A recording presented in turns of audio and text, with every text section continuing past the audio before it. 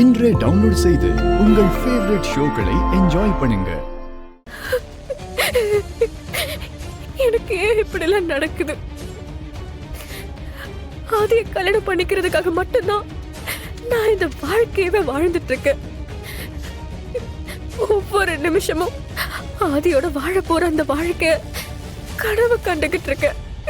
ஆனா அந்த குடுகுடுப்புக்காரன் வந்து இந்த வீட்டுல நடக்க போற நல்ல காரியம் நடக்காதுன்னு சொல்லிட்டு போறான். ஆதி கூட மட்டும் எனக்கு கல்யாணம் நடக்காம போச்சுன்னா நான் இந்த உலகத்துல இருக்கிறதே வேஸ்ட். உங்களுக்கெல்லாம் குடுகுடுப்புக்காரன் சொன்னதுல நம்பிக்கை இருக்காது. அத வேடிக்கையாவும் காமெடியாவும் தான் பாப்பீங்க. அவன் சும்மா வந்து இந்த மாதிரி சொல்லிட்டு போக மாட்டான். அது அவங்க தொழிலுக்கு தர்மமும் இல்ல. அவன் சொன்னதுல நிச்சயம் ஏதாவது ஒரு உண்மை இருக்கும். பாட்டி, நீங்களும் எப்படிலாம் பேசுறீங்க? என்னால நம்பவே முடியல. சில விஷயங்கள் நம்மளோட அறிவுக்கு அப்பாற்பட்ட விஷயம் நந்தினி. அவன் சொன்ன மாதிரி நடக்கிறதுக்கும் வாய்ப்பு இருக்கிறத நாம இல்லைன்னு சொல்ல முடியாது. ஏன்னா ஏற்கனவே மித்ராவோட கல்யாணம் 2 தடவை நடக்காம போயிருக்கு. இப்ப நடந்த இந்த விஷயம் நினைச்சு பார்க்கவே ரொம்ப சங்கடமா இருக்கு.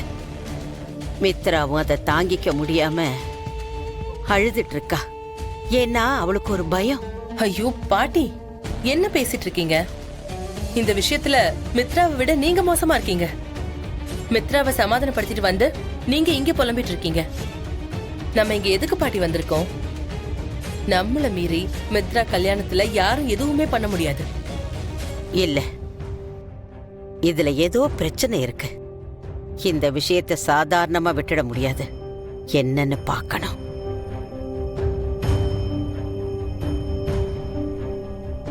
பாரதி, குடுகுடுப்புக்கார சொன்னதை கேட்டில்ல? மித்ராவோட ஆதிக்கு இந்த கல்யாணம் நடக்கவே நடக்காதுன்னு அந்த ஆத்தாளே வந்து ஜக்கம்மா மூலமா வாக்கு சொல்லிட்டு போனதா தான் நான் பாக்குறேன். ஆமா, நான் எது பேசினாலும் திருப்பி பதிலே பேசாத. எல்லா ஆசையும் மனசுக்குள்ளே வச்சுக்கிட்டு இன்னும் எத்தனை நாளைக்கு தான் இப்படி இருக்க போற? நான் ஒண்ணு மட்டும் சொல்ற, நல்லா கேட்டுக்க பாரதி.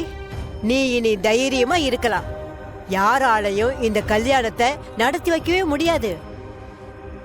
ஆதி உனக்குத்தான். நீங்க 2 பேரும் ஒண்ணு சேர்ந்து குழந்தைங்களோட சந்தோஷமா வாழ போறத நான் பார்க்கத்தான் போறேன். அதுவும் சீக்கிரமாவே நடக்க போகுதுன்னு என் மனசுக்கு தெரியுது. மித்ராவோட பாட்டியும் அவ அத்தை பொண்ணும் தலை கீழ நின்னாலும் இந்த கல்யாணத்தை நடத்தி வைக்கவே முடியாது. எனக்கு என்னமோ இன்னைக்கு ரொம்ப சந்தோஷமா இருக்கு. நான் நிம்மதியா படுத்து தூங்க போறேன். ஜக்கம்மா வாக்கு சொன்னா சொன்னதுதான். அது அந்த மர மண்டைகளுக்கு வேணா புரியாம இருக்கலாம். எனக்கு நல்லா தெரியும்.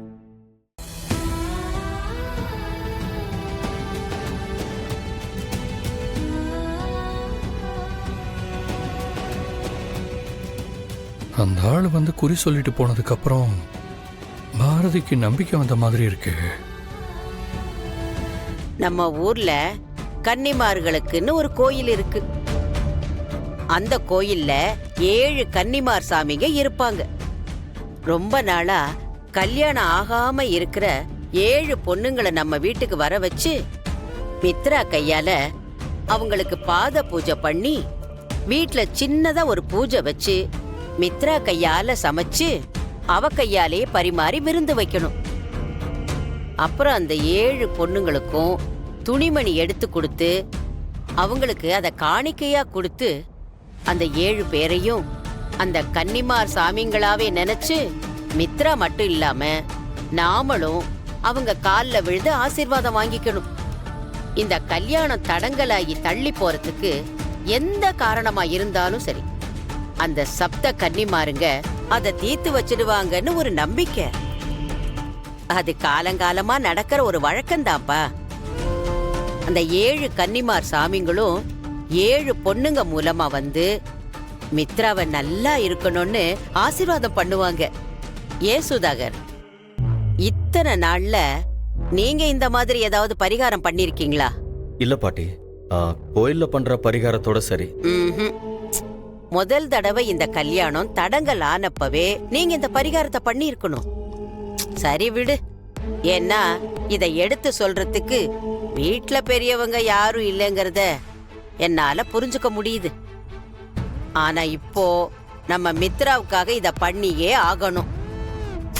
அப்பதான் அவ கல்யாணத்துல இருந்த தடங்கள் எல்லாம் சரியாகி இந்த தடவை ஆதிக்கும் மித்ராவுக்கும் நல்லபடியா கல்யாணம் நடக்கும். அவன் வந்து குறி சொல்லிட்டு போனத ஏதோ தப்பா இருக்குன்னு எடுத்துக்காம நமக்கு சாமி அவன் உருவத்துல வந்து வழிகாட்டினதா நாம நினைச்சுக்குவோமே. இனிமே யாரும் இந்த விஷயத்த பத்தி நினைச்சு மனச போட்டு குழப்பிக்காதீங்க. நடக்கிறது எல்லாம் நம்ம நல்லதுக்கு தான். என்ன மாப்பிள்ள, இப்ப நாங்க பேசின மாதிரியே 7 கன்னி பொண்ணுங்களை கூப்பிட்டு பண்ண வேண்டிய பரிகாரத்தை பண்ணிடலாமா? உங்களுக்கு எது சரின்னு தோணுதோ அதை பண்ணுங்க. ஆ, என்கிட்ட கேட்டு பண்ண வேண்டிய அவசியமே இல்லை. இவங்க எல்லாருக்கும் எப்பதான் அறிவு வரப்போகுதோ தெரியல. ஆதிக்கு ஏற்கனவே கல்யாணம் ஆனதுனாலதான் குடுகுடுப்புக்காரன் வந்து இந்த கல்யாணம் நடக்காதுன்னு சொல்லிட்டு போயிருக்கான். இன்னொரு பொண்ணோட வாழ்க்கையை கெடுத்துட்டு ஆதி மித்ரா கழுத்துல தாலி கட்ட அந்த கடவுள் விட்டுருவாரா? ஆனா இது இவங்க யாருக்குமே புரிய போறது இல்ல. பரிகாரம் அது இதுன்னு ஏதாவது பண்ணிக்கிட்டே இருங்க. எப்படியோ நடக்கிறதா நடக்க போகுது. நம்ம சொன்னா யார் கேட்க போறாங்க? என்னமோ பண்ணி தொலைங்க. உங்களெல்லாம் திருத்தவே முடியாது. எப்படியோ போங்க. பாரதி, நீ என்னதான் என் மேல இருக்கிற எமோஷனை கண்ட்ரோல் பண்ணணும்னு நினைச்சாலும் உன்னையும் மீறி அது வெளியே வருது பாரதி. அதுதான் எனக்கு கிடைக்கிற ட்ரம்ப் கார்டு. கல்யாணத்துக்கு முன்னாடியே நீ என்கிட்ட வந்து எல்லா உண்மையும் சொல்லத்தான் போற. அந்த நாளுக்காக தான் நான் காத்துட்டு இருப்பேன். சுதாகர், இப்ப நான் சொன்ன பரிகாரத்தை ஒரு நல்ல நாளா பார்த்து பண்ணிடலாம். இதுக்கப்புறமும் நேத்து நடந்த விஷயத்த நினைச்சு நீங்க யாரும் வருத்தப்பட்டுகிட்டு இருக்க வேண்டிய அவசியமே இல்ல. இந்த பாட்டு எதுக்கு இருக்கேன், எல்லாத்தையும் நான் பாத்துக்கிறேன். சரிங்க பாட்டி, நீங்க இவ்வளவு தூரம் நம்பிக்கையா சொன்னதுக்கு அப்புறம் நான் இனிமே அதை பத்தி ஏன் யோசிக்க போறேன்? என்ன மித்ரா, பாட்டி சொன்ன மாதிரி பண்ணிடலாம்ல? நீ என்ன வேணா பண்ணுன, நானும் நீ என்ன சொன்னாலும் பண்றதுக்கு தயாரா தான் இருக்கேன். ஆனா எனக்கு ஆதியோட இந்த கல்யாணம் குறிச்ச தேதியில நடந்தாகணும். அது மட்டும் போதும். தமிழ், ஆதித்யா, சாப்பிட உட்காந்து எவ்வளவு நேரம் ஆச்சு? நான் வேலையை முடிச்சிட்டு வரதுக்குள்ள நீங்க 2 பேரும் சாப்பிட்டு முடிச்சிருக்கணும். இல்லனா நான் என்ன பண்ணுவேன்னு எனக்கே தெரியாது.